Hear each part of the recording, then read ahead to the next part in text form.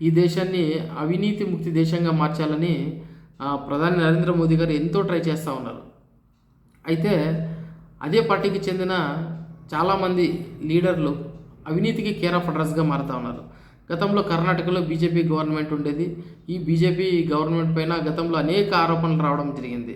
40% commission తీసుకుంటున్నారు Karnataka BJP లీడర్లు అంటూ కూడా పెద్ద ఎత్తున పార్లమెంట్లోనే చర్చకు దారి తీసింది ఆ సమయంలో.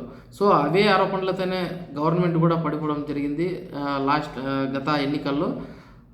ప్రస్తుతం ఒక విషయం అయితే కర్ణాటకలో హాట్ టాపిక్గా మారింది. అదేంటంటే బీజేపీ పార్టీకి చెందిన ఒక ఎమ్మెల్యే గదగ్ జిల్లాలోని సిరట్టి నియోజకవర్గానికి ప్రాతినిధ్యం వహిస్తున్న చంద్రు లమాని అనే ఒక బీజేపీ ఎమ్మెల్యే ఒక పని చేయడానికి 5 లక్షల లంచాన్ని డిమాండ్ చేశాడు.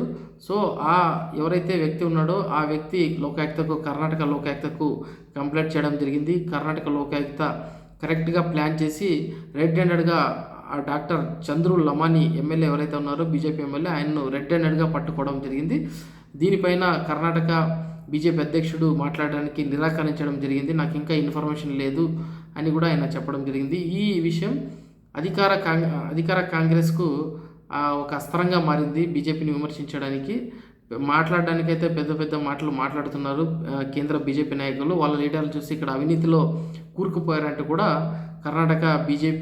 కర్ణాటక కాంగ్రెస్ డిప్యూటీ సీఎం ఎవరైతే ఉన్నారో డికే శివకుమార్ ఆయన విమర్శించడం జరిగింది. ఇది కర్ణాటక కాంగ్రెస్ ప్రభుత్వం పన్నిన కుట్ర అంటూ కూడా బీజేపీ నాయకులు విమర్శిస్తూ ఉన్నారు.